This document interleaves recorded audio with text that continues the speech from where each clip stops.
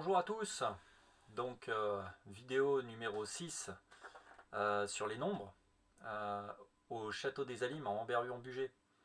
Donc là, la dernière fois, on a pu voir que il y a un plan modulaire carré qui permet finalement de positionner la petite tour ronde au nord sur un plan modulaire carré de 5 par 11 et que la grande longueur de 11 unités, finalement, elle fait 119 mètres. Or, on a vu qu'il y a un point, le point K, qui est un point assez singulier du plan modulaire, qui est à une distance de 117 mètres finalement du point de référence du plan modulaire carré. Et 117 mètres, eh bien, ça nous a permis de voir comment il était relié au 119 et au 11 notamment. Et nous allons revenir là-dessus aujourd'hui pour bien comprendre un petit peu les subtilités de ce nombre 117 au château des Alimes.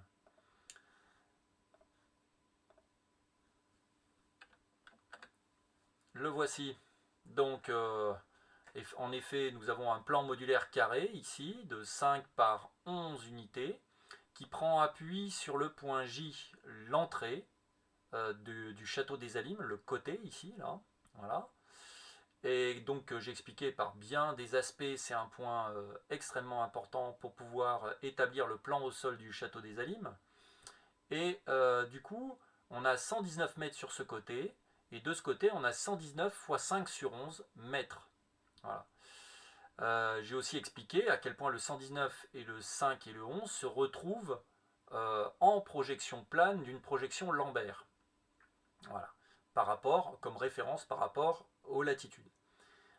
J'ai expliqué que le nombre 117, finalement, le nombre 117 ici, eh bien, il peut se voir comme 119 sur 11, le tout au carré.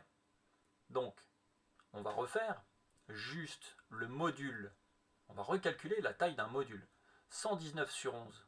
Donc, si je prends 119 mètres, que je divise par 11 modules, je vais avoir 10 mètres 818 de côté, de petits modules ici. Mais donc, du coup, calculons la surface de ce module carré, de ce petit module carré. Eh bien, on a 10,818 fois 10,818 ici. Ben, ça vous donne combien? Ça vous donne 117 mètres carrés de superficie. Là, il manque le carré. 117 mètres carrés de superficie de petits modules. Vous voyez? J'ai expliqué dans la vidéo précédente que le point K, il était à la distance du point J de 117 mètres, que le point K n'a rien à voir avec le plan modulaire carré, qu'on soit bien d'accord. Il n'a rien à voir. Et là, on le voit bien. Il tape pas, le point K ne tape pas dans un coin, là. Vous voyez, il n'y a aucun lien vraiment purement géométrique, là, entre le point K et le plan modulaire carré. Mais cependant, 117, c'est 119 sur 11 au carré, donc 117, une très très bonne approximation, c'est le 119 et le 11.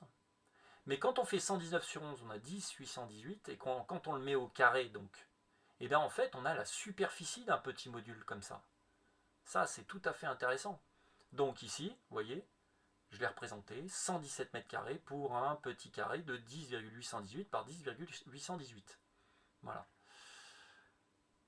Ça, c'est assez, voilà, ça, c'est assez, comment dire, typique de la pensée des anciens que de pouvoir remettre le nombre dans des configurations différentes, même s'il ne semble y avoir aucun lien, eh bien, on voit bien que le 117 de la droite KJ, eh bien, qui n'a rien à voir avec le plan modulaire carré, eh bien, en fait, on retrouve dans le tissu même du plan modulaire carré le 117 sous forme de superficie du petit module. Et donc, du coup, je peux très bien le décomposer. Alors, si je calcule, euh, je peux le décomposer, mais je peux aussi calculer surtout la superficie du plan modulaire carré. Donc 117 mètres carrés pour un petit module, mais il y a 5 fois 11 modules, ça fait 55, donc ça fait 6435 mètres carrés. Et 6435 mètres carrés, je peux le mettre en puissance, en produit de puissance de nombres premiers, et on a donc qui apparaissent le 3, le 5, le 11 et le 13. Donc là, on a des nouveaux nombres qui vont apparaître, notamment le 3 et le 13, vous allez voir. Prenons par exemple la superficie de l'enceinte, de la grande enceinte. On va calculer finalement les superficies des enceintes et on va essayer de les mettre finalement en utilisant le module carré de 117 mètres carrés. On va essayer de voir ce que ça donne si on étudie la superficie, par exemple, de la grande enceinte. Alors la grande enceinte, elle fait 36 mètres par 36 mètres et elle est orientée à 18 degrés, hein, dans le sens des aiguilles d'une montre par rapport au nord. Ça nous donne 1296 mètres carrés.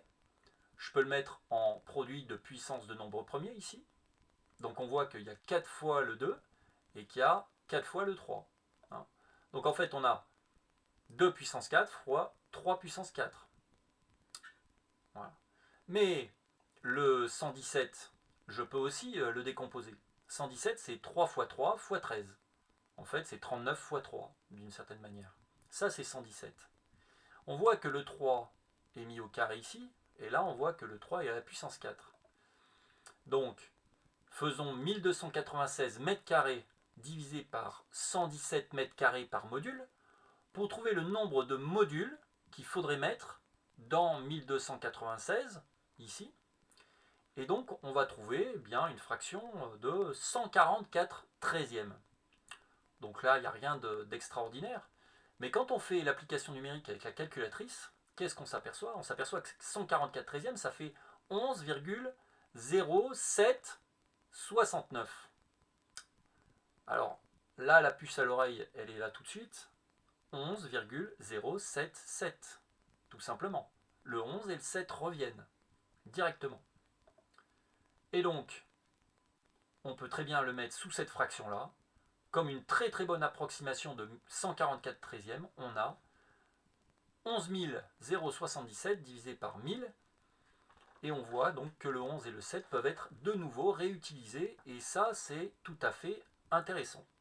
Alors, là, ce qu'on voit bien, c'est que le module de 117 mètres carrés n'a pas servi finalement pour ça. On a pris 36 par 36, comme 3 fois 12. Voilà. Mais il se trouve que ce 3 fois 12 a un intérêt pour symboliquement montrer de nouveau les nombres 1 et 7. Donc ce qu'il y a d'intéressant aussi, c'est que 11 077, en fait, 11 077, je peux le décomposer en 11 fois 1007. Ça, c'est aussi intéressant à prendre en compte. Ce que nous allons maintenant voir, c'est, on va faire la même chose pour l'enceinte légère qu'il y a au nord. Et l'enceinte légère au nord, vous voyez, alors j'ai vraiment pris du mieux possible l'enceinte légère, ici, vous voyez. Alors l'enceinte légère, vous voyez, elle bifurque ici pour aller vers le coin des courtines. Eh bien, du mieux possible, on s'aperçoit qu'il y a 3900 mètres carrés. 3900, c'est 3 fois 13 fois 100 en mètres carrés. Alors, y a-t-il un lien avec 117? On a déjà vu quelque chose, hein. C'est que 117, c'est 3 fois 3 fois 13. Or, là, on voit que 3900, c'est 3 fois 13. Donc, effectivement, on voit qu'on ressort les mêmes nombres et que donc il y a une vraie logique derrière ce module carré de 117 mètres carrés. Et donc, si je divise l'un par l'autre, effectivement, là, je vais pouvoir simplifier, trouver 100 tiers, c'est-à-dire qu'il faut 33,33 modules de superficie 117 mètres carrés pour faire les 3900 mètres carrés qu'il peut y avoir ici. Alors, ça semble peut-être pas grand-chose, mais imaginons qu'ils aient fait continuer l'enceinte légère ici, on n'a plus 3900. Imaginons qu'ils aient pris ce point-là et qu'ils soient allés directement là. Cela ne fait plus 3900.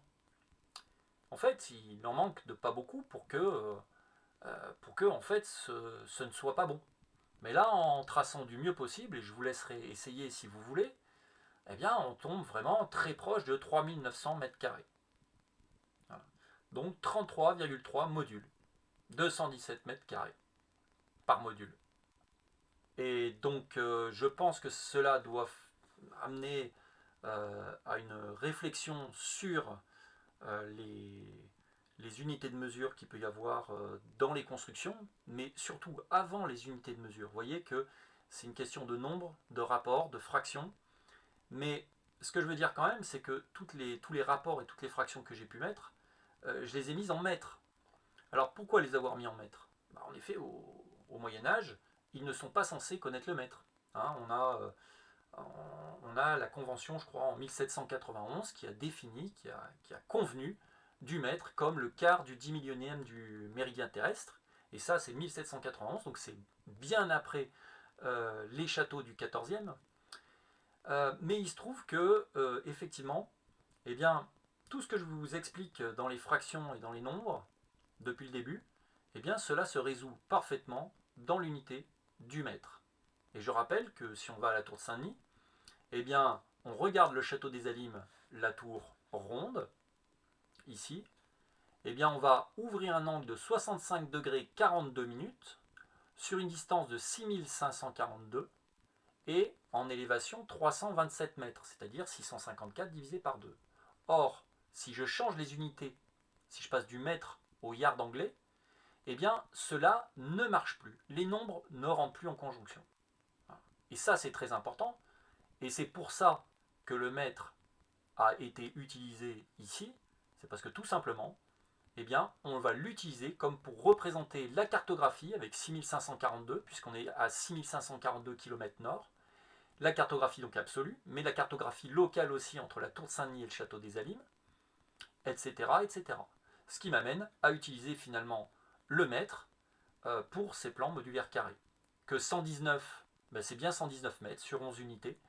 Si je fais 119 x 5 x 11, je suis à 6545 km nord en projection plane Lambert de l'équateur quand je suis au château des Alimes. Voilà. Et ça, il faut vraiment bien y intégrer et bien y comprendre pour pouvoir étudier, en tout cas, les châteaux du 14e ici à Ambérieu. Voilà, si vous avez aimé cette vidéo, n'hésitez pas à liker, à commenter, à partager. N'hésitez pas à vous abonner. Et puis, je vous dis à bientôt pour une nouvelle vidéo. Au revoir.